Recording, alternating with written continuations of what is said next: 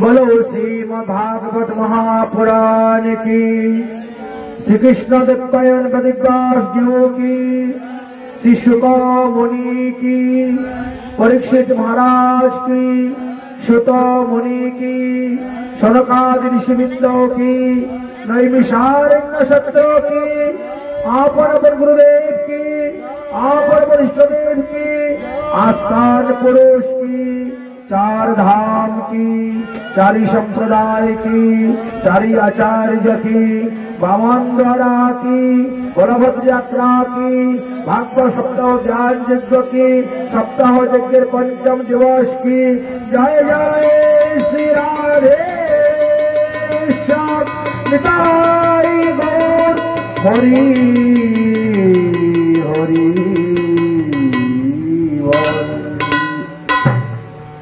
परमहंस शिरोमणि सुखदेव गोस्वामी पाद आसन्न मृत्युग्रस्त महाराज परीक्षितेर सभाते गिये जेभाবে শ্রীমদ্ ভাগবত সপ্তাহ জ্ঞান যজ্ঞের অনুষ্ঠান করেছিলেন, সেই ক্রম অনুসারে আজ তাহার পঞ্চম দিবস। গতকালকে আমরা ভগবান শ্রীকৃষ্ণ দেবকীর পুত্র রূপে কংসের কারাগারে অবতীর্ণ হয়েছিলেন এবং সেখান থেকে গোকুলে এসেছিলেন, এই তত্ত্ব পর্যন্ত আমরা আস্বাদন করেছিলাম। আজ তার পরবর্তী বিষয় আমরা আস্বাদন করতেছি। শ্রীমদ্ ভাগবত মহাপুরাণের দশম স্কন্ধের পূর্বার্ধে পঞ্চম স্কন্ধে শুক মুনি বলছেন, নন্দজাত মজ উৎপন্নে জতাল্লাদ মহামনা আহো তবে প্রেরণা বেদ জ্ঞান স্নাত শুচি অলঙ্কৃত। অষ্টমী রজনী সমাপ্ত হয়েছে। নবমীটির ভোরবেলাতে নন্দ মহারাজের কাছে সংবাদ গিয়ে পৌঁছে গেছে, হে মহারাজ, আপনার পুত্র সন্তান হয়েছে। কি আনন্দ মনে, কারণ নন্দ মহারাজের বয়স তখন ছিল 90 বৎসর, মা যশোদার বয়স ছিল 85 বৎসর। সেই সময়ে পুত্র সন্তান হয়েছে, তাই মনের আনন্দে তিনি এসেছেন। পুত্রের জাতকর্ম সংস্কার করালেন আর ব্রাহ্মণদেরকে দান করলেন। পুত্র 7 প্রকার হয়ে থাকে।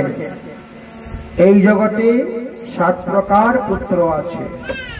নিজের ঔরজাত সন্তানকে বলা হয় আত্মজ পুত্র। তাহলে এখানে যে সুখদেব গোস্বামী পাদ বললেন নন্দজাত মজ উৎপন্নে, তাহলে নন্দ মহারাজের ঔরজাত সন্তান ছিলেন ভগবান শ্রীকৃষ্ণ, এসে অবতীর্ণ হয়েছিলেন। বলে এটাও সত্যি, ভগবান কর্তুম অকর্তুম সবকিছুই করতে পারেন। সুতরাং নন্দ মহারাজ আত্মজ শব্দের দ্বারা প্রমাণিত হয়ে গেল। যশোদার গর্ভ হইতে ভগবান শ্রীকৃষ্ণ আবির্ভাব হয়েছিলেন। কারণ যশোদা যেমন ভগবান শ্রীকৃষ্ণকে পুত্র রূপে পাওয়ার জন্য আরাধনা করছেন, ঠিক তেমনি ভাবে বসুদেব দেবকীও আরাধনা করেছেন। তাই উভয়ের ঘরে উভয়ের পুত্র রূপে ভগবান অবতীর্ণ হয়েছিলেন। মা যশোদা যমজ সন্তান জন্ম দিয়েছিলেন, একটি পুত্র আর একটি কন্যা। কিন্তু কন্যাটি তো যুগমায়া ছিলেন, যার কারণে তিনি যুগের মায়ার কারণে বসুদেবের চোখের মধ্যে এমন এক ভেলকে দিলেন যে তিনি দ্বিতীয় পুত্র সন্তানকে দেখতে পেলেন না। বসুদেব যখন নিজের কুলের সন্তানকে রাখলেন, তখন দুই কৃষ্ণ এক হয়ে গিয়েছিলেন। তিনি মনের আনন্দে কি করলেন বলছেন, 20 লক্ষ গাভী দান করেছিলেন আর 56 মণ তিল দান করেছিলেন। কারণ তিল দান করলে কি হয়, তিল পর্যন্ত পাপ কাটে না। মাধব সর্বভূতাত্মা সর্বকর্ম ফলপ্রদ তিলদানে নমহত্তা সর্বান কামান প্রয়শ্চতো। নন্দ মহারাজ দধির মধ্যে হলুদ মিশ্রিত করিয়া সবার কপালে দিতে শুরু করলেন।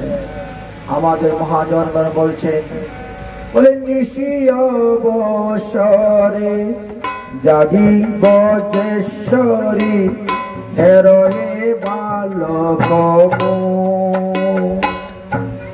কত উল্লাসে কহনা পারিয়ে উতলি হইবারে সুনি ধনী নন্দ গোপেশ্বর শিশু মুখ ঘেরি ভোর হরি সবে গকুল মোর পুত্র হয় আনন্দে করল আইল বন্দী জন ব্রাহ্মণ সজন শ্রাদ্ধ কর্ম করি রবে। হরে নন্দী মুখ শ্রাদ্ধ করিয়া যতনে ব্রাহ্মণের দান করে, ব্রাহ্মণের দান করে। নন্দ সুনন্দ উপানন্দ আনন্দে করত বাধাই। বকুল নগরে লোক সব করে নন্দ বনে যাই, নন্দ বনে যাই। যশোমতী মাতা লয়ে সব গোপিনী করে সবারে প্রীতি। যদি ভিতরিয়া হরিদ্রা মিশাইয়া অঙ্গনে ঢালিয়া প্রীতি, অঙ্গনে ঢালিয়া প্রীতি। শুনব যশোদা হেরবত বসুদা ওই জন বালক না দেখি। আমার জনম সফল বিদ্যকালেতে এমন পুত্র পাইলা, এমন পুত্র পাইলা। মা যশোদার পুত্র দর্শন করে সবাই আনন্দে বিভোর, আনন্দে মাতহারা। এমন সুন্দর পুত্র আর কোথায় আমরা দেখি নাই। নন্দ মহারাজ তো আনন্দে নৃত্য করতে শুরু করেছেন। নন্দ উপনন্দ সুনন্দ অভিনন্দ সবাই মিলে আনন্দ করতেছে, এমনকি ব্রজবাসীগণ। কারণ সমস্ত ব্রজবাসীগণ পুত্রদা একাদশী ব্রত করেছিলেন, আর সেই ব্রতের ফল নন্দ মহারাজকে দান করেছেন। আর এই কারণেই এই 90 বছর বয়সে তিনি একটি পুত্র সন্তান লাভ করতে পেরেছেন। পুত্রদা একাদশী ব্রতের এমনই মাহাত্ম্য। তাই মনে আনন্দে সবাই মিলে নৃত্য করতেছেন। মহাজনগণ বলছেন, নাচে রে নন্দ সঙ্গে লইয়া গোপবিন্দ। নাচে রে নন্দ সঙ্গে লইয়া গোপবিন্দ। হাতে লাঠি কাঁধে বড় করি, হাতে লাঠি কাঁধে বড় করি। উপানন্দ অভিনন্দ সুনন্দ নন্দ নন্দ। উপানন্দ অভিনন্দ সুনন্দ নন্দ নন্দ। সবে মিলে নাচে বাহু তুলি, সবে মিলে নাচে বাহু তুলি, কনে নাচে কনে গায়, সুতিকা গৃহেতে যায়, ফিরহে বা লোকমুখ হেরি, ফিরহে বা লোকমুখ হেরি। দবি দুগ্ধ ভারে ভারে ভালো হে অবনীপুরে, কে বসিরে ডালে দদি তুলি, কে বসিরে ডালে দদি তুলি। যত বৃত্ত গোপনারী জয়কার ধ্বনি করি, আশীর্বাদ করে শিশু বেরি, আশীর্বাদ করে শিশু বেরি।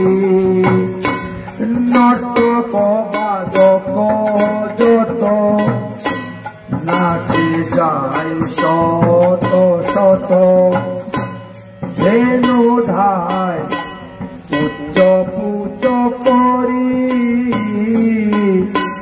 ধেনু ধায় উচ্চ পুচ করি। যশোদানন্দন দেখি আনন্দেতে পূর্ণ আঁকি, কৌতুকেতে নাচে গোপরারি, কৌতুকেতে নাচে গোপরারি। শৈল হন্দিরা যদি সবার অঙ্গে পেতেয়, হুলা হুলি দিয়া জয় ধ্বনি, হুলা হুলি জয় জয় ধ্বনি।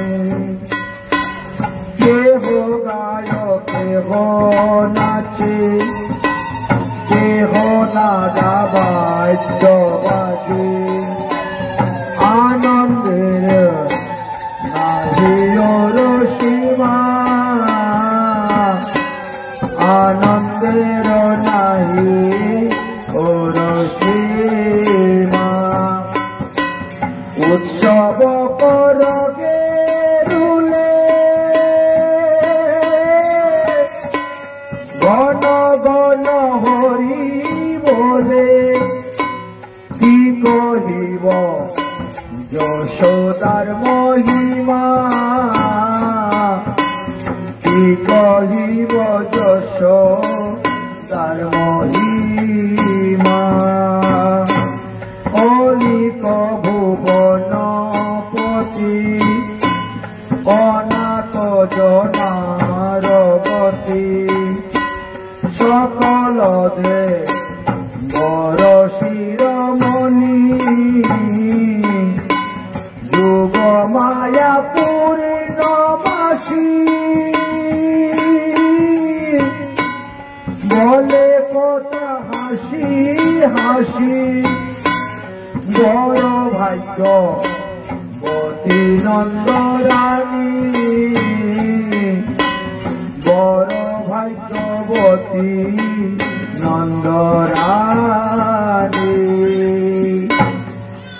পূর্ণমাসী যুগমায়া থেকে আরম্ভ করে সমস্ত ব্রজের গোপীগণ সবাই এসে ভগবান শ্রীকৃষ্ণকে দর্শন করে মনের আনন্দে তারা আশীর্বাদ দিচ্ছে, আর আনন্দে তারা বাধাই নিয়ে যাচ্ছেন। নন্দ মহারাজের ঘরে আজ আনন্দ বাধাই, যে যাহা চাচ্ছে তিনি তাহাই তাদেরকে দান করতেছেন। মনের আনন্দে অপুরন্ত ধনভাণ্ডার তিনার কাছে, এই নন্দ মহলে আজি আনন্দ বাদাই, আনন্দ বাদাই আজি আনন্দ বাদাই, নন্দ মহলে আজি আনন্দ বাদাই, আনন্দ বাদাই আজি আনন্দ বাদাই। স্বর্গেতে দুন্দুবি নাচে নাচে বিদ্যাধর, হরি হরি হরি বলে ভরিল ভুবন। ব্রহ্মা নাচে, জীব নাচে, আরো নাচে ইন্দ্র, বকুলের দুয়ালা নাচে পাইয়া গোবিন্দ। নন্দর মন্দিরে গোয়াল আইল দাইয়া, হাতে লাঠি কাঁধে ভার নাচে খইয়া খইয়া। যদি যুদ্ধ গীত দুলয় অঙ্গনে দাঁড়িয়া, নাচে রে নাচে রে নন্দ গোবিন্দ পাইয়া। আনন্দ হইল বড় আনন্দ হইল, এ দশ রায়ের মন ডুবিয়া রহিল। নন্দ মহলে আজ আনন্দ বাদাই, আনন্দ বাদাই আজি আনন্দ বাদাই, আনন্দ বাদাই আজি আনন্দ বাদাই। আনন্দ করতে করতে নবমী, দশমী, একাদশী 3 দিন গত হয়ে গেল।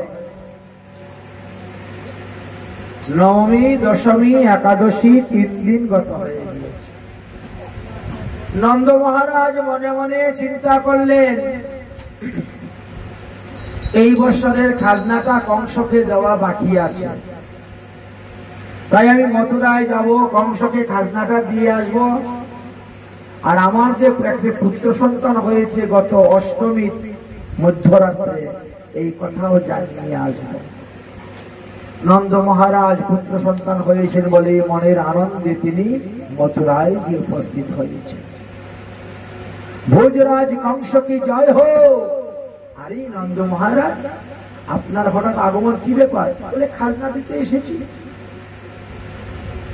আর তার সঙ্গে একটা শুভ সংবাদ জানাতে এসেছি। কি সেই শুভ সংবাদ? এই গত অষ্টমীর মধ্যরাত্রে আমি এক পুত্র সন্তানের পিতা হয়েছি। শুনে তো কংসের 12টা বেজে গেছে। ওই দিনই তো সেই ঘটনাটা ঘটেছিল, যুগমায়া আমাকে বলে দিয়েছে। তাহলে কি আমার শত্রু নন্দমহল লেগে জন্ম নিল?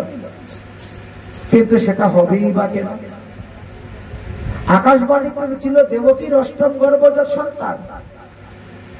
লোহার কারাগারে লোহার শিকল দিয়ে হস্তপদ বন্ধ, হাজার হাজার প্রহরীগণ, শত শত দরজা আছে।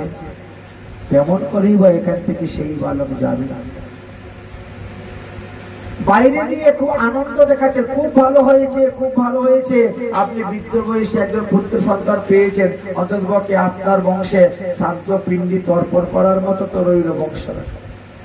যেহেতু আপনিও একজন রাজা, আমি বড় রাজা, আপনি ছোট রাজা, তো আপনার যখন পুত্র সন্তান হয়েছে আমারও তো আনন্দ। তাই এই মুক্তার হার আমি দিলাম আপনার পুত্রকে দান করার জন্য। কংস নিজের গলার থেকে মুক্তার হার খুলে দিয়ে দিয়েছেন দান করার জন্য। বাইরে দিয়ে প্রেম দেখাচ্ছেন আর ভিতরে তো ষড়যন্ত্র শুরু করছেন। খুব ভালো হয়েছে, আপনি যেমন 3 দিন ছেলের জন্য উৎসব করে এসেছেন, এখানে আমিও 3 দিন উৎসব করব আপনার ছেলের জন্য। আপনার ছেলে হয়েছে তাই মথুরাতে 3 দিন উৎসব। আপনি কিন্তু 3 দিন কোথায় যেতে পারবেন না, 3 দিন আমার এখানে রাজমহলে থাকতে হবে। যান, অতিথি ভবনে যান, বিশ্রাম করুন, আপনার সমস্ত খাওয়া দাওয়া থাকার ব্যবস্থা করা হচ্ছে। মিষ্টি মিষ্টি কথার দ্বারা 3 দিনের জন্য আটকিয়ে দিল নন্দ মহারাজকে। আর এদিকে গিয়ে চানুর, মুষ্টিক আদি অসুর, দৈত্য, দানবদেরকে নিয়ে বসে যুক্তি করতেছে, এই কি করা যায় বলতো। গত অষ্টমী দিন রাত্রে নন্দ মহারাজের পুত্র হয়েছে। অতএব এই 10-15 দিনের মধ্যে যত সন্তান জন্ম নিয়েছে সবকে মারার ব্যবস্থা করা। শিশু হত্যা করতে পারে এমন কারা আছে? বলে পুতনা নামক এক জাতি আছে। পুতনা পুতনা নামে এক জাতি আছে, এদের কাজই হলো শিশু হত্যা করে ঘুরে বেড়ানো। তারা বহু রূপ ধারণ করতে পারে, ছল চাতুরিতে বড় পটু। তাই কংস মহারাজ পুতনাদেরকে আহ্বান করলেন, বহু ধন সম্পত্তি রত্ন দান করবেন, উপহার দিবেন, যে যত শিশু হত্যা করতে পারে তাকে তত বেশি উপহার। দশদিকে পাঠিয়ে দিলেন সব পুতনাদেরকে। পুতনা কোনো একজন নয়, পুতনা রাক্ষসী একজন নয়, হাজারে হাজারে চতুর্দিকে পাঠিয়ে দিলেন। 10 দিনের 15 দিনের মধ্যে যত শিশু বধ করছে হত্যা। একজন পুতনা রাক্ষসীকে পাঠাইলেন, নন্দ বকুলের দিকে যাও, নন্দ মহারাজের ছেলেকে তুমি মেরে আসো। পাঠাইলেন। এদিকে শিশু হত্যা করতে করতে করতে করতে সেই পুতনা গোলা ছুটছে, কিন্তু নন্দ মহারাজ এই ব্যাপারে কিছুই জানেন না। তিনি তো মনের আনন্দে মথুরায় আছেন, নাচ গান কি অনুষ্ঠান, আনন্দে বিভোর। বসুদেব বুঝতে পারলেন ব্যাপারটা তো ভালো নয়, খারাপ। বসুদেব তখন একজন গুপ্তচরের দ্বারা বললেন, যে ভাবি হোক নন্দ মহারাজকে বলিও উপবনে গিয়ে আমার সঙ্গে দেখা করার জন্য। আমি ছদ্মবেশে যাচ্ছি উপবনে ঘাস কাটার জন্য, শুকনো কাষ্ঠ আনার জন্য। বসুদেব গুপ্তচরের দ্বারা সংবাদ পেয়ে নন্দ মহারাজ মথুরা মন্ডল দর্শন করবেন বলে ঘুরতে ঘুরতে সেখানে গিয়ে পৌঁছে। বসুদেব বলছেন, হে নন্দ মহারাজ, আপনার পুত্র এবং আমার পুত্র তারা দুজন কেমন আছে? খুব ভালো আছে। ভালো যে কতক্ষণ থাকবে সেটা তো বলা যায় না। আপনি তো জানেন না কংসের চক্রান্ত। সে শিশু হত্যা করার জন্য পুতনা নামক রাক্ষসীদেরকে পাঠিয়েছে। যদি আপনার নন্দ বকুলে গিয়ে উপস্থিত হয়, আর যদি আপনার পুত্র বা আমার পুত্রের কোন ক্ষতি হয়। নন্দ মহারাজ বলছেন, ওর চিন্তা নাই, আমি বড় বড় বলিষ্ঠ বলিষ্ঠ সৈন্যদেরকে দেখে এসেছি, অতএব কেউ আমার পুত্রে অনিষ্ট করতে পারবে না। বসুদেব বলেছেন, মহারাজ এই রাক্ষসীদের কাছে ওরা কিছুই নয়, কারণ রাক্ষসীরা বহু প্রকার মায়াবিদ্যা জানেন, অনেক প্রকার মায়াবিদ্যা তারা জানে। আর তাদের মায়াবিদ্যার কাছে বলবীর্য কোনো কাজ দিবে না, ওরা বলে কৌশলে কাজ করবে, বলের কোনো কাজ নেই। অতএব মথুরাতে থাকা আপনার দরকার নেই, আপনি তাড়াতাড়ি বাড়িতে ফিরে যান। এই কথা বলে নন্দ মহারাজের কাছ থেকে বিদায় নিয়ে বসুদেব চলে গেলেন। নন্দ মহারাজ এসে উপস্থিত হয়েছেন কংসের কাছে, আমার বিশেষ জরুরি দরকার আছে, আমি বাড়িতে যাব। কিন্তু কংস ছাড়ছে না, কিছুতেই আপনাকে যাওয়া হবে না। যদি বিশেষই দরকার হয় তাহলে আগামী করিল যাবেন, আজকে যেতে দেব না, আগামী করিল। আজ আপনাকে নিয়ে আমরা আনন্দ উৎসব করব, আগামী। এইভাবে করতে করতে ভগবান শ্রীকৃষ্ণের বয়স হয়ে গেল 6 দিন। আর ওই দিন সকালবেলায় পুতনা রাক্ষসটি সুন্দর এক রমণী রূপ ধারণ করেছে। এমন এক রমণী রূপ ধারণ করেছেন, দেখলে মনে হবে যে স্বর্গ থেকে মনে হয় কোন দেবকন্যা এসেছেন পৃথিবীতে। তার সঙ্গে কথা বলতে ও সাহস পাচ্ছে না। বিনা বাদ্য করে গান করতে করতে তিনি গিয়ে উপস্থিত হয়েছে নন্দালয়ে। নন্দরানী, ও নন্দরানী, যশোদা, ও যশোদা, আরে তোমার নাকি একটা পুত্র সন্তান হয়েছে, আনো আনো, দেখি দেখি তোমার পুত্রটাকে দেখি গো। ভগবান শ্রীকৃষ্ণ তখন মা যশোদার স্তন দুগ্ধ পান করছেন। যেই মাত্র একবার পুতনাকে দেখেছেন, এমনি ভগবান চোখ মুজে নিয়েছেন, আর ওর মুখের দিকে তাকাচ্ছেন না, চোখ মুজে নিয়েছেন। নন্দরানী বলছেন, রোহিণী দেবী বলছেন, আপনি কে গো? আপনাকে তো চিনতে পারলাম না। আর আজকে 4 দিন ধরে তো এত দান দক্ষিণা করা হলো, তখনও আপনি আসলেন না। এখন তো নন্দ মহারাজ উনি মথুরায় গিয়েছেন, এখন এসেছেন। বলে না, আমি দান নিতে আসি নাই, দান নিতে আসি নাই, আমি দিতে এসেছি।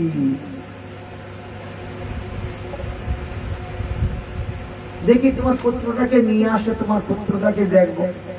পুত্র তো চোখ মেজে বসে আছে মায়ের কোলে। আপনাকে তো কখনো দেখি নাই এই গোকুলে, তোমরা দেখবে বা কেমন করে? দেখবেই বা কেমন করে তোমরা? কারণ আমার যখন বিয়ে হয়েছিল, বিয়ের পরে আমি গন্ধমাধব পর্বতে গিয়ে চলে গেলাম তপস্যা করার জন্য। বহু বছর তপস্যা করার পরে ব্রহ্মা আমার তপস্যায় সন্তুষ্ট হয়ে আসলেন আমাকে বর দেওয়ার জন্য। আমি বললাম, ব্রহ্মাজি, আমাকে এই বর দিন, যে শিশু আমার স্তন দুগ্ধ পান করবে সে অজর অমর হয়ে যাবে, মহাবলবান হবে, বিশ্বের মধ্যে শ্রেষ্ঠ বীর হবে, সে সর্বত্র জয়লাভ করতে পারবে, তার কোন রোগ শোক ব্যাধি আদি কিচ্ছু হবে না। ব্রহ্মা বললেন তথাস্তু। ব্রহ্মা চলে গেলেন। আমিও তপস্যা থেকে উঠে বাড়িতে আসলাম। এই গতকালকে রাত্রে এসে পৌঁছেছি। পৌঁছিবার পরে শুনতে পেলাম যে আমাদের নন্দ মহারাজের নাকি একটি পুত্র সন্তান হয়েছে। তাই আমি ভাবলাম যে আমার তপস্যার পুণ্যের ফলটা সর্বপ্রথম নন্দ মহারাজের ছেলেকেই পান করাবো। তাই তো এসেছি। দেও দেও, তোমার ছেলেকে আমার কোলে দেও, আমি তাকে স্তন দুগ্ধ পান করাইব, আর এরপর কি হবে?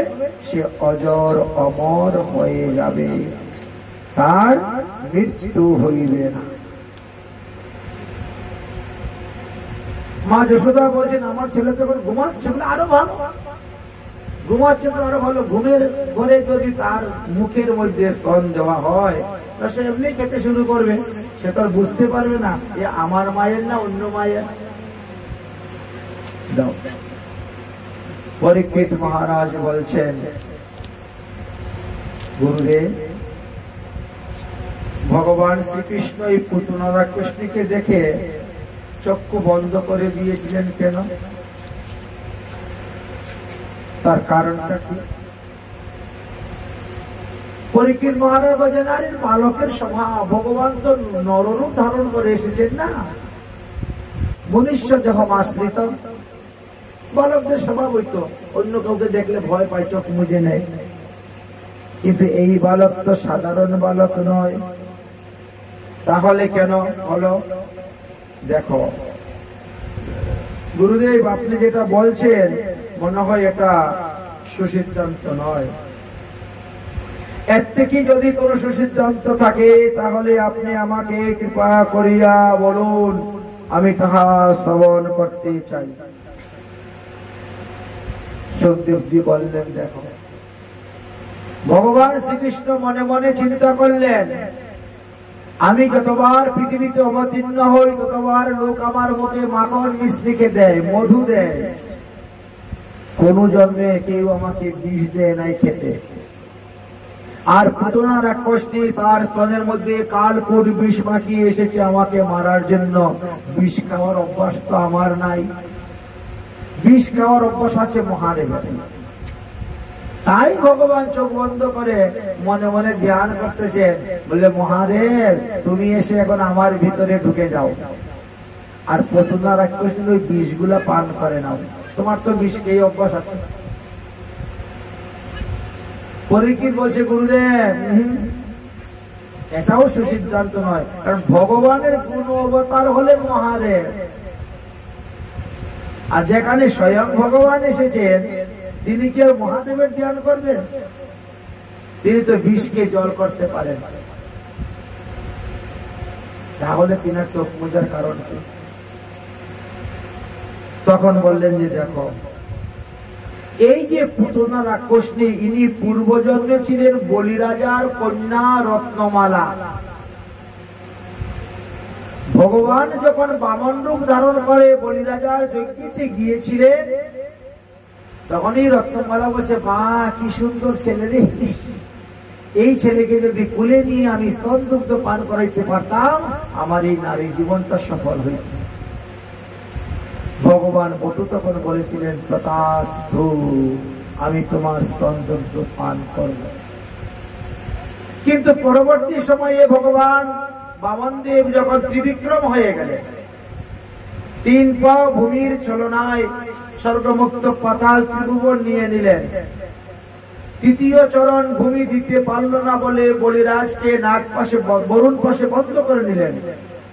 তখন বলছে, ওরি বাবা, এইটুকু ছেলে এত দুষ্ট, আমার বাবাকে বন্দী করে রেখে দিয়েছে, আমার বাবার সর্বস্ব হরণ করে। আরে এমন দুষ্ট ছেলে যদি আমার পেটের ছেলে হইতো, নিজের হাতে বিষ খাওয়াইয়ে মেরে দিতাম, এমন কুপুত্র। ভগবান বলছেন, তথাস্তু। এখন ভগবান চিন্তা করছেন, তাহলে ওই তো রত্নমালা পুতনা রাক্ষসকে হয়ে জন্মগ্রহণ করে এসেছে, আগে থেকে তাকে বর দেওয়া, অতএব তার স্তন দুগ্ধ পান করতে হবে, তার বিষ খেতে হবে। তাই ভগবান চোখ বন্ধ করে চিন্তা করছেন, এখন আমি কি করি উপায়? যদি ওই মহিলার মুখের দিকে তাকিয়ে তাকিয়ে আমি স্তন দুগ্ধ পান করি, তাহলে তার উপরে আমার মাতৃভাব এসে যাবে, আর তারপরে যখন আমি তাকে মারবো, তখন তো আমার মাতৃহত্যা পাপ লেগে যাবে পরশুরামের মতন। এই জন্য ভগবান আর তার চোখের মুখের দিকে তাকাচ্ছে, চোখ মুজে রেখে দিয়েছে। মুখের দিকে তাকাইলেই ওই ভাবটা এসে যাবে। পরীক্ষিত বলছে, হ্যাঁ এটা সুসিদ্ধান্ত মানা যায়, কারণ পরীক্ষিত কোন সাধারণ শ্রোতা নয়, সুসিদ্ধান্ত বলতে হবে। সুখদেব গোস্বামী জানেন যে প্রথম 2টা সুসিদ্ধান্ত নয়, তথাপি কেন বললেন? যদি এর দ্বারা শ্রোতা সন্তুষ্ট হয়ে যায়, তাহলে আসল কথা বলার দরকার নেই। এই কারণে যাই হোক, এবার মা যশোদা ওই পুতনা রাক্ষসীর মিষ্টি মিষ্টি কথা এতে ভুলে গেলেন। আচ্ছা, কোন মা চায় না যে তার ছেলে বলবীর্য হোক, নিরোগ হোক, শক্তিশালী হোক, দীর্ঘ আয়ু হোক? সবাই তো চায়। এই জন্য মা যশোদা নিজের হাতে পুতনা রাক্ষসীর কোলে দিয়ে দিলেন কৃষ্ণকে। আর তখন ভগবান শ্রীকৃষ্ণের শরীরের মধ্যে কে ছিল? ভগবান শ্রীকৃষ্ণের শরীরের মধ্যে ওই বসুদেবের পুত্র ছিল। অতএব বিষ্ণু তখন কৃষ্ণের শরীরে, 2 কৃষ্ণ এক হয়ে গিয়েছিলেন।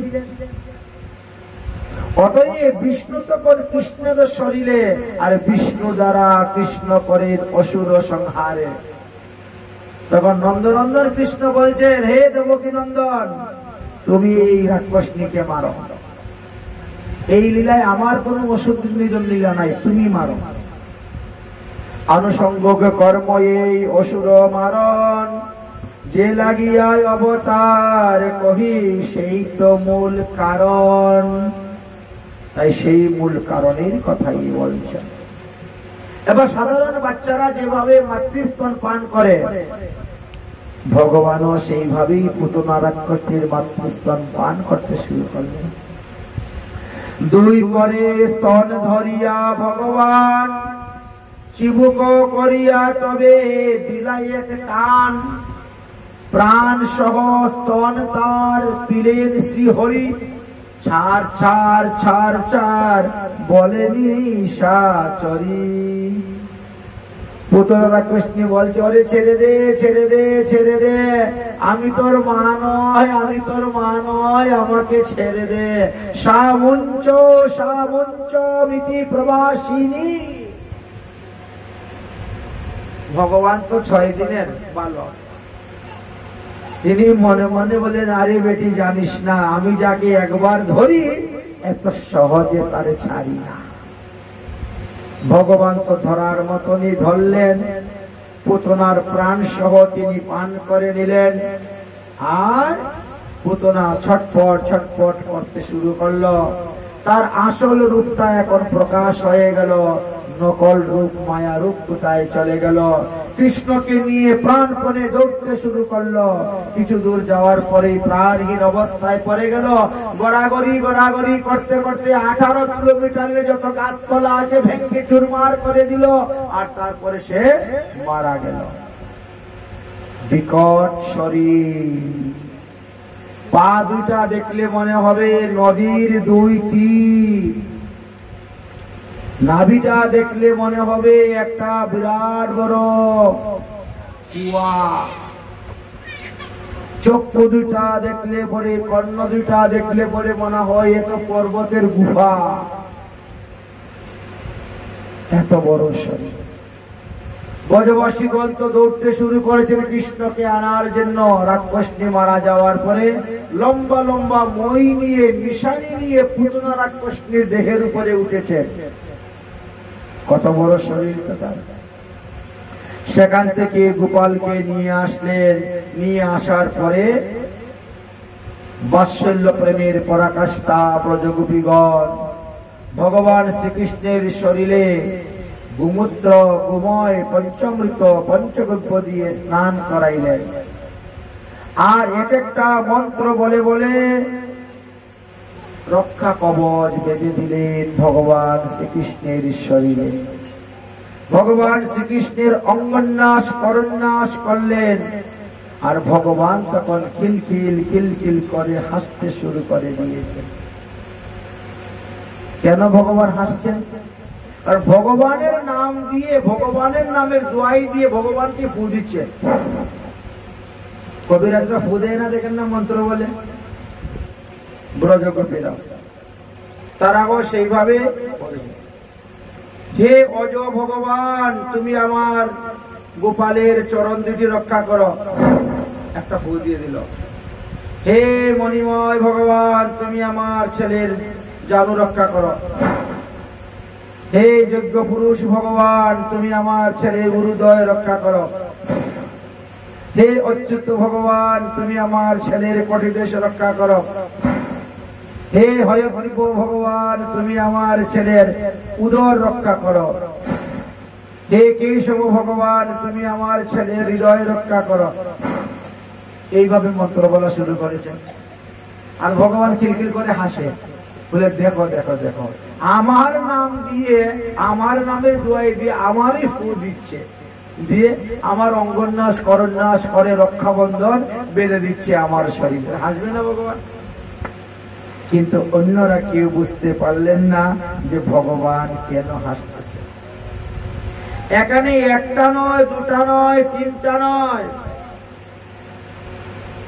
31টা 32টা মন্ত্র দেওয়া আছে। যদি এই 32টা মন্ত্রের দ্বারা আপনাদের ছেলে মেয়েদেরকেও ফু দেন, তাহলে তাদের উপরে কোনো ভূত, প্রেরত, পিশাচ, ডাকাত, দৈত্য, তাল বেতাল, ডাকিনী, যোগিনী, কোনো অপদেবতার নজর পড়বে না।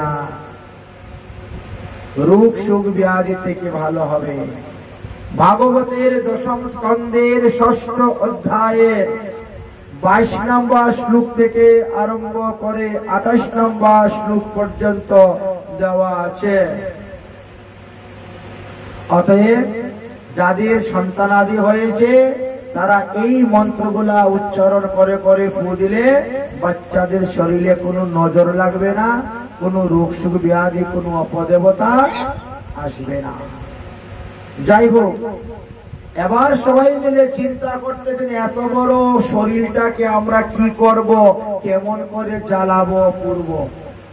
পর্বতের সমান দেহ, হঠাৎ করে দেখা যাচ্ছে নন্দ মহারাজ আসতেছে মথুরা থেকে। নন্দ মহারাজকে দর্শন করে সবাই দৌড়ে গিয়েছে নন্দ মহারাজের কাছে। নন্দ মহারাজ বলছেন, কি ব্যাপার, এখানে এত লোকের ভিড় কেন? বললেন যে আপনার ছেলেকে মারার জন্য এই রাক্ষস নিয়ে এসেছি। কিন্তু দৈবক্রমে ওই রাক্ষসী মারা গেল, আর আপনার ছেলের কিছু হলো না। নন্দ মহারাজ তখন চিন্তা করলেন যে বসুদেব তাহলে সত্যি কথাই বলেছিলেন। তাহলে দেখা গেল বসুদেব ত্রিকালদর্শী। বসুদেবের কথা মতো যদি আমি কালকেই চলে আসতে পারতাম তাহলে এত বড় বিপদ হতো না। এখন যা হবার হয়ে গেছে। হে ডুম জাতিগণ, ওই পুতনার শরীরকে কেটে 100টা টুকরা করো, আর চন্দর কাষ্ঠ নিয়ে আসো, 100টা চিতা জ্বালাও, আর 100টা চিতার মধ্যে তার দেহটাকে পুড়িয়ে ছাই করো। বিরাট শরীর তো, এই জন্য কেটে কেটে টুকরা টুকরা 100 টুকরা করে করলে। যখন এই পুতনা রাক্ষসীর দেহকে আগুনে পুড়াতে হলো, তখন ধোঁয়া থেকে সুগন্ধি ঘ্রাণ বেরোতে শুরু হলো। এত সুগন্ধ ঘ্রাণ বেরোচ্ছে, সবাই অবাক। আরে রাক্ষসীর শরীর পুড়াচ্ছি, কোনো দুর্গন্ধ নেই, সুগন্ধ বেরোচ্ছে, ব্যাপারটা কি? দেহটাকে পুড়িয়ে ছাই করে দেওয়া হলো। ভগবান শ্রীকৃষ্ণ পুতনাকে মাতৃগতি দিয়ে দিলেন। পুতনা রওনা হয়েছেন বৈকুণ্ঠ ধামে যাবেন। দরজার দারোয়ান বলছে, তোমাকে আমরা বৈকুণ্ঠে ঢুকতে দিব না, তুমি আমাদের ভগবানকে মারার জন্য বিষ নিয়ে স্তনের মধ্যে মাখিয়ে নিয়ে গিয়েছ, তোমাকে বৈকুণ্ঠে প্রবেশ করতে দিব না। ওরে নিঃশ্বাসনী, ভগবান এক অংশে নন্দ বাবার বাড়িতে আছেন, আরেক অংশে চলে গেলেন বৈকুণ্ঠে। ওরে দারিগণ, আমি যাকে মাতৃগতি দিয়েছি তোমরা কেন তাকে আটকাচ্ছ? আমি যে তার স্তন দুগ্ধ পান করেছি। তাহলে ভগবান কিরকম দয়ালু দেখলেন, যে মারতে আসলো তাকে তিনি মাতৃগতি দিয়ে দিলেন। এমন দয়ালু এই বিশ্ব ব্রহ্মাণ্ডের দ্বিতীয় আর কাউকে পাবেন না। এইভাবে পুতনা রাক্ষসীকে তিনি উদ্ধার করলেন, পুতনা রাক্ষসীকে তিনি কৃপা করলেন।